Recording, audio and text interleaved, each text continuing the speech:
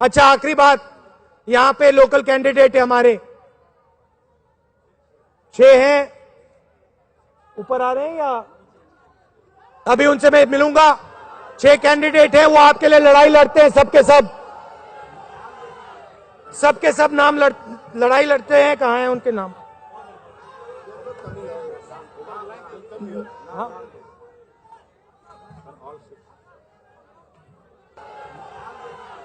सबके सब नाम लड़ाई लड़ते हैं। कहां हैं उनके नाम? हाँ,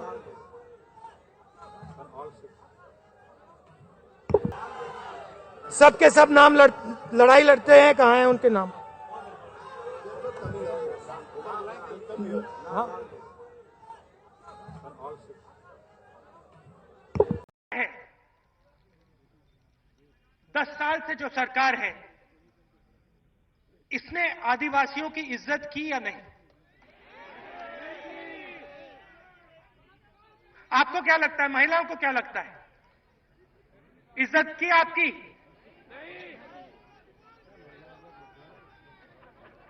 भ्रष्टाचार किया, बलात्कार, हम लोग के पास, तो उसका जिक्र कर देता हूं मैं। एक एसएमएस आया जिसमें कहा कि एक हवाई जहाज में 5 जने जा रहे थे। एक तेंदुलकर जी थे, एक मुकेश अंबानी जी, एक राहुल गांधी जी, एक छोटा 10 साल का बच्चा और नरेंद्र मोदी जी। कुछ तकनीकी खराबी हो गई।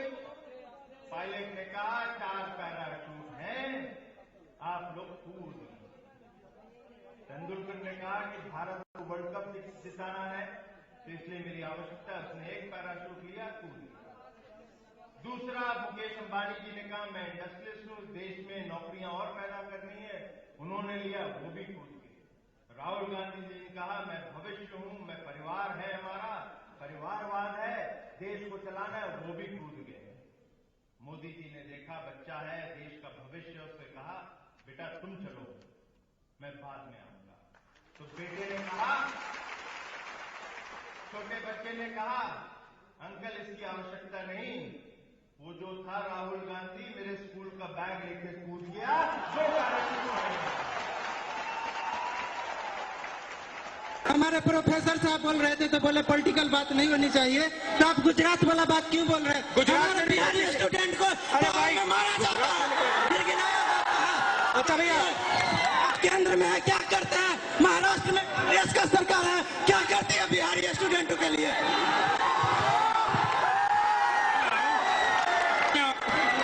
हेलो, नहीं मैंने गलती से गुजरात बोल दिया बिहार के बजाय। हेलो सर, गलती से बोला है। ये क्वेश्चन करना है।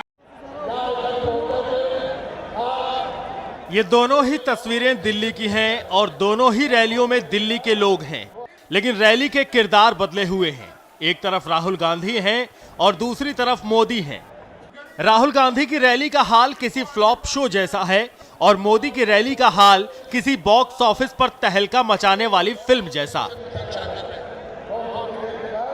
आखिर क्या वजह है? इसी दिल्ली में मोदी की रैली में लाखों लोग पहुंचते हैं, दिल्ली में ही राहुल गांधी की रैली में लोगों के लिए कांग्रेसी कार्यकर्ता तरसते दिखाई देते हैं। एक बार नहीं, 2 बार ऐसा हो चुका है। 17 नवंबर अंबेडकर नगर में राहुल का फ्लॉप शो,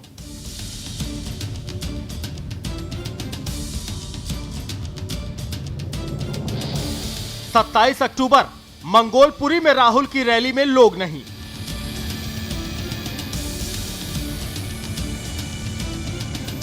दोनों ही रैलियों की तस्वीरें सामने हैं और वहीं मोदी की रैली भी आपके सामने है। क्या राहुल गांधी की लोकप्रियता अब लोगों में असर नहीं छोड़ पा रही है?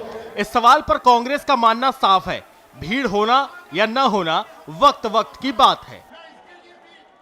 पर क्या कमेंट करें, कम बेसी होते रहता है। कहीं एक ही नेता की किसी रैली में ज्यादा भीड़ होती है, किसी में कम भीड़ होती है, तो उसको उसकी लोकप्रियता का पैमाना नहीं हो सकता है। कई तरह की परिस्थितियां होती हैं। क्या राहुल गांधी के पास मोदी जैसी भाषण शैली नहीं? क्या राहुल गांधी का जादू खत्म हो रहा है? इस पर जानकार मानते हैं कुछ तो ऐसा है जो मोदी को राहुल से ज्यादा लोकप्रिय बनाता है। तो ये वजह है कि लोगों को लगता है कि राहुल के पास कुछ कहने के लिए नहीं है। दूसरा ये भी है कि जैसे नरेंद्र मोदी के पास बोलने की एक स्टाइल है, एक शैली है, एक तरीका है, वो राहुल के पास नहीं है। और तीसरा शायद दिल्ली में तो ख़ासतौर पर ऐसा लगता है कि यहाँ की जनता जो है वो पिछले 15 साल में शीला दीक्षित सरकार ने जो किया है, कम से कम अब जो है वो उससे ऊबने लगी है। मोदी से तुलना अगर न भी की जाए तो भी बात साफ हो जाती है कि जितनी भीड़ राहुल की रैली में दिल्ली में जुटी, उससे ज्यादा दिल्ली से बाहर दूसरे प्रदेशों में लोग आ जाते हैं। तो क्या ये समझा जाए कि दिल्ली में न सिर्फ कांग्रेस बल्कि राहुल गांधी से भी लोगों का मोह भंग हो चुका है?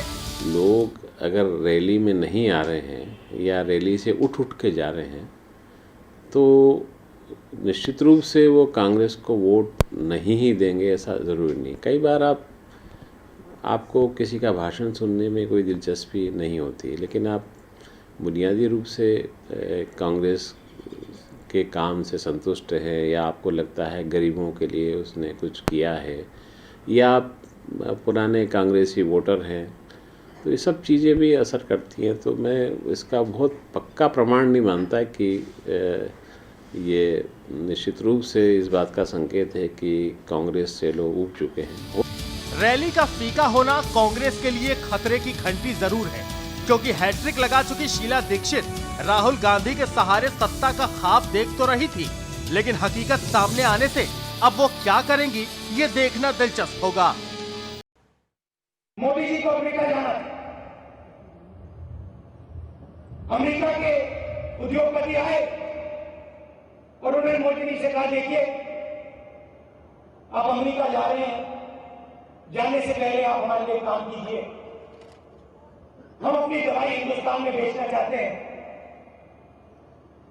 आपने दवाइयों के लिए प्राइस बना रखी है, इसको आप हटा दीजिए, हम अपनी दवाई यहां बेचना चाहते हैं। चुप्पे से बिना कुछ बोले मोदी जी ने साइन किया और अब आपको पता लगेगा कैंसर की दवाई जो आपको 8,000 रुपए में मिलती है अब आपको 1 लाख रुपए में मिलेगी। डायबिटीज की दवाई उसका दाम बढ़ेगा। नुकसान किसको होगा? बड़े लोगों को नहीं होगा, अमीर लोगों को नहीं होगा। वो जाते अस्पताल में बटुआ निकालते हैं, दवाई मिलती है।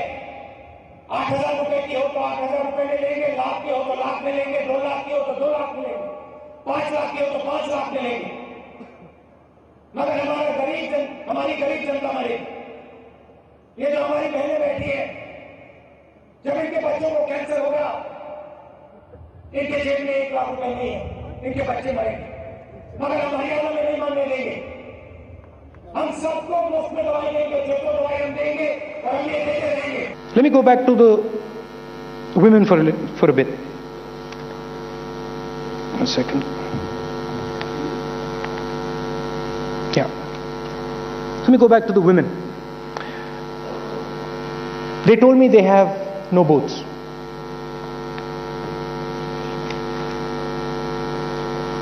So I've lost it now, 1 second. So I've lost it now, 1 second. So I've lost it now, 1 second.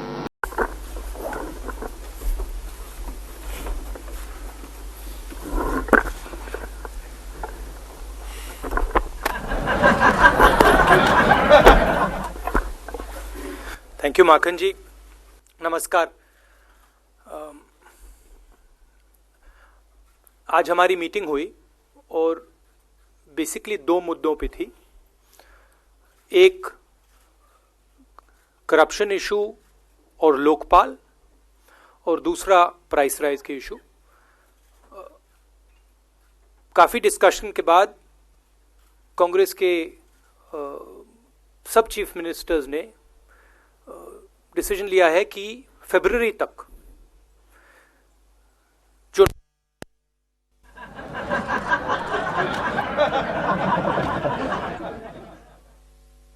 अरे सुनाई नहीं दे रहा है Rahul ji?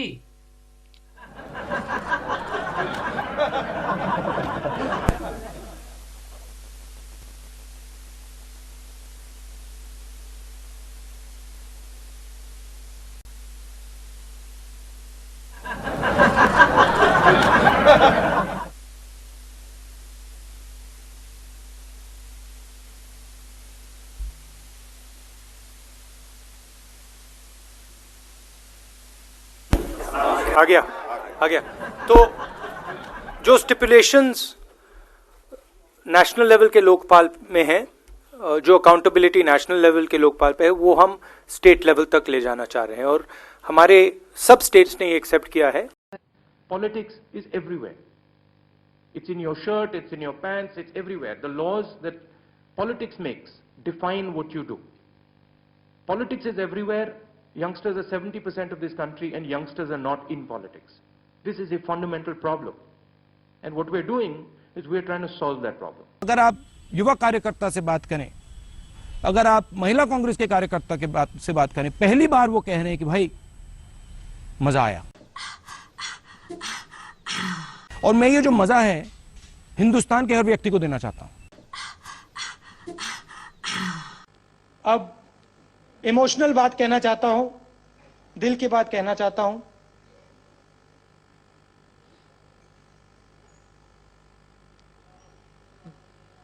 This morning I got up at night and Gujarat is bigger than the United Kingdom. In fact, India is bigger than Europe and the United States put together. Gujarat को अगर किसी ने खड़ा किया है, गुजरात को किसी ने खड़ा किया है, गुजरात को अमूल दिया है, गुजरात को दूध दिया है, तो इस तरफ देखिए, इन महिलाओं ने दिया है, गुजरात की महिलाओं ने दिया है। वैसे आजकल आप करती क्या हैं? मेरी 2 बहुत बड़ी दूध की फैक्ट्रीज हैं। एक एरोनॉटिक्स में एक एस्केप वेलोसिटी का कॉन्सेप्ट होता है। मालूम है आपको इस कॉन्सेप्ट के बारे में क्या होता है, ये बताएंगे जरा?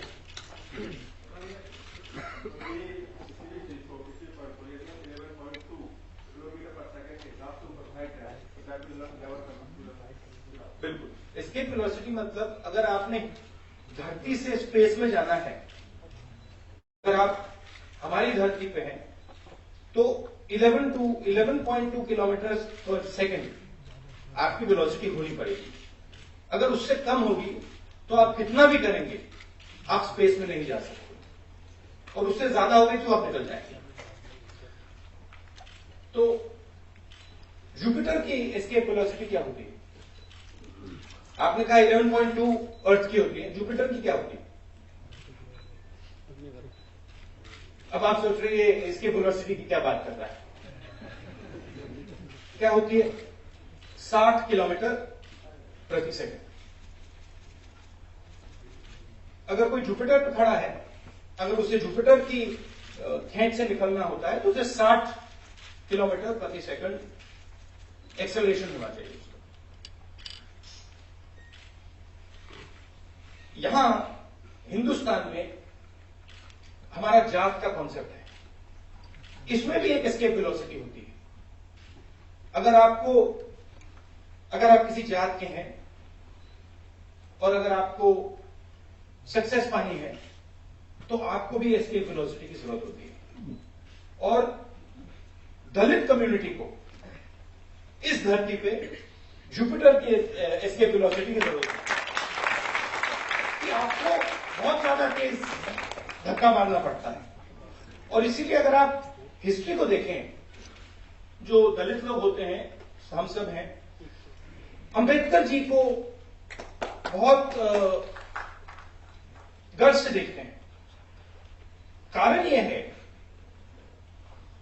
कि वो पहले आदमी थे जो एस्केप वेलोसिटी प्राप्त कर गए और यूएस चले गए।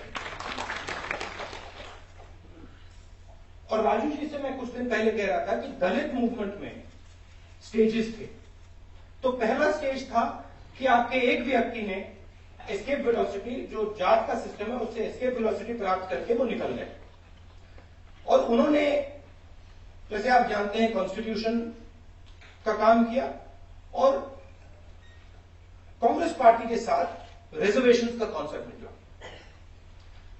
पहले स्टेज में अंबेडकर जी ने काम किया और पहला स्टेज था कि सब लोगों को दिखा कि एक व्यक्ति निकल गए। दूसरा स्टेज कांशीराम जी का स्पीच। और कांशीराम जी ने क्या किया, जो एनर्जी रिजर्वेशन से निकली थी, जो लोग जिनको रिजर्वेशन मिला था, उसका एक संगठन बनाया और उससे उन्होंने और लोगों को एस्केप वेलोसिटी दिलवाने की कोशिश की और काफी लोगों को एक प्रकार से एस्केप वेलोसिटी मिली, निकले वो।